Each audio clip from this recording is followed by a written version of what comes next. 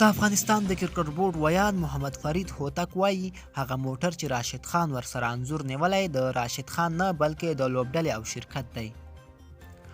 موټر د راشد خان نه بلکې د اډلیټ سټرایکرز او میتسوبیشي موټر شرکت ترمنځ د ګډې همکارۍ له مخې لیلامۍ ته وړاندې کیږي.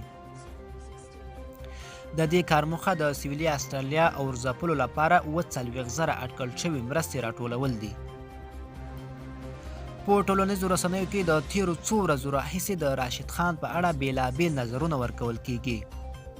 اکثریت ځوانان او د ټولنې وګړو وروسته تر هغه منفي غبرګونونه وښودله کله چې ځینو رسنیو خبرونه خپاره کړل چې راشد خان خپل شخصي موټر د استرالیا د اور ځپلو لپاره خرڅوي او پیسې یې د مرستې په حیث ورته خیراتوي.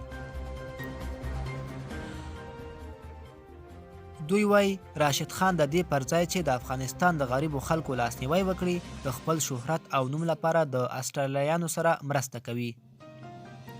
خو فرید هوتک وایي دا چې راشد خان یو مشهوره لوبغاړی دی او په نړۍ کې ډیر زیات مینوال لري نو ځکه نړیوال شرکتونه د نوموړي د شهرت او نوم څخه په استفادې غواړي په اعلاناتو کې ترې استفاده وکړي چې یو مثال د اډلایټ سټرایکرز لوبډلې او د میتسوبیشي شرکت موټر دی. که چیرې هغه موټر ته چې راشد خان پورې ځینو رسنیو تړلی په ځیر وکتل شي د شرکت د لوبډلې او اعلان ورباندې له ورایه ښکاري.